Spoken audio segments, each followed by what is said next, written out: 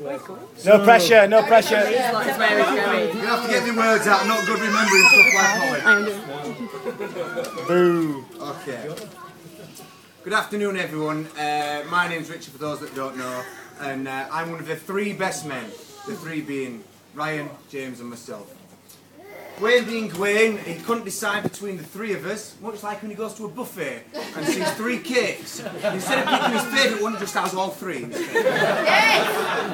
Good start. That's the only one I've got. Good solid start. Remember the swear jokes,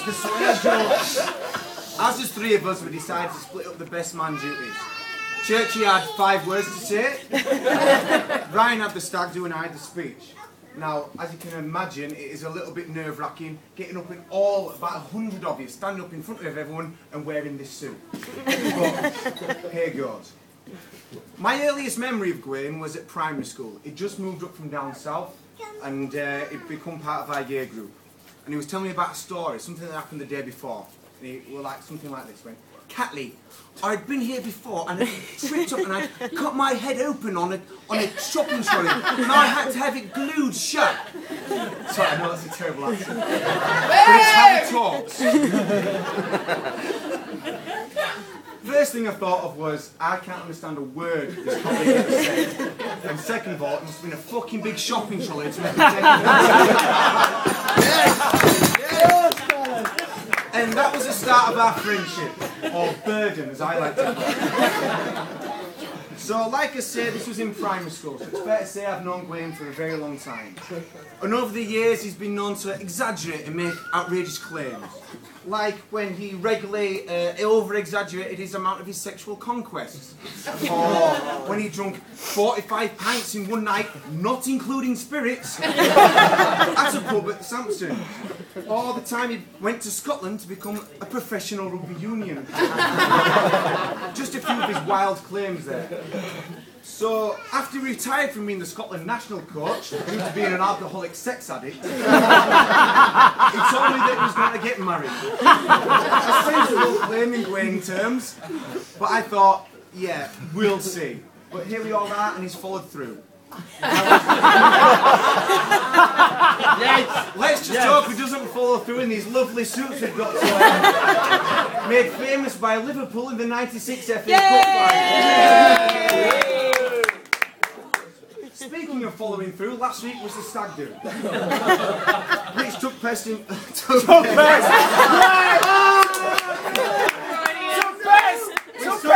in Budapest, a beautiful place filled with beautiful sights, filled with beautiful people, until we arrived.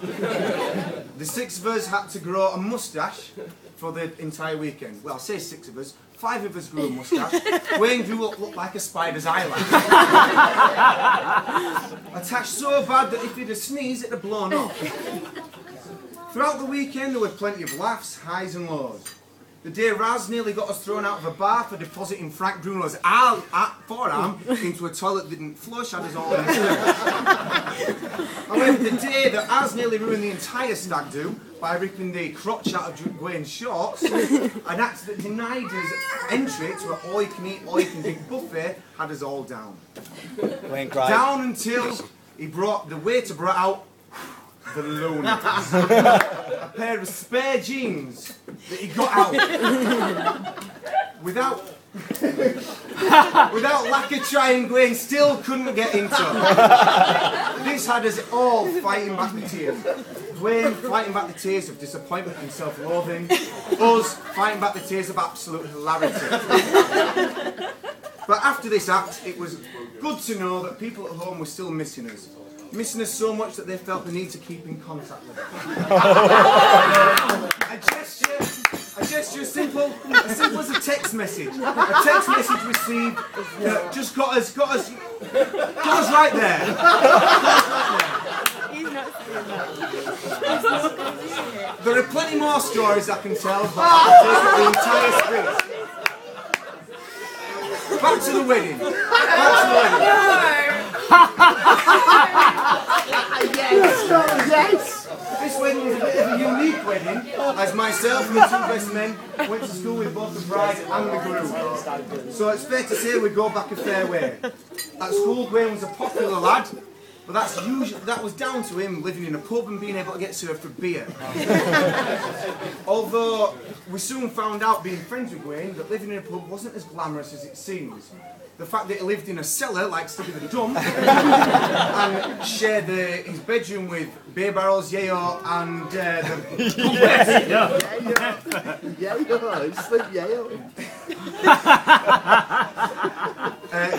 Find your place. Find your place. I'm famous then.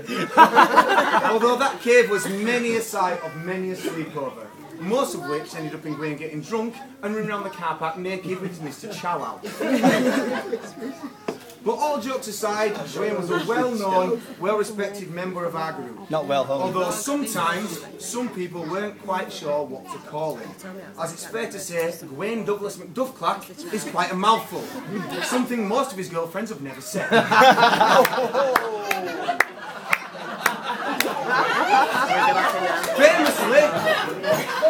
Famously, one of Ozzy's friends said, "Is that guy with a stupid name come out? That Doogie McFluff."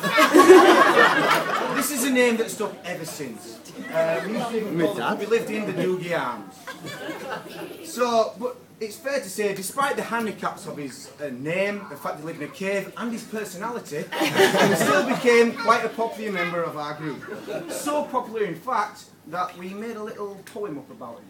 A little poem that I'd like to share with you right now, to show our appreciation for him. And it goes like this. Doogie McFluff, Doogie McFluff. No one wants to see him in the book. Doogie McFluff, Doogie McFluff. He eats lots of things and yummy stuff. Doogie McFluff, Doogie McFluff. He came out of his mummy's and he...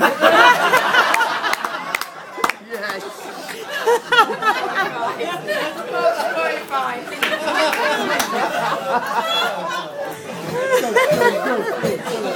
In all seriousness though, I can say with all honesty that I wish Gawaine and Hollie a very, very happy year together with themselves and Willow.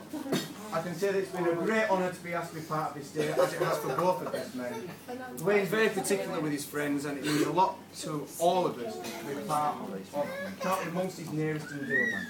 What I'd like to do, if I brought my drink with me here, is propose a toast to Mr. Chow and Hollie. Yes! Yeah. Mr. Chow! Mr. Chow! Chow! The loner. The loner.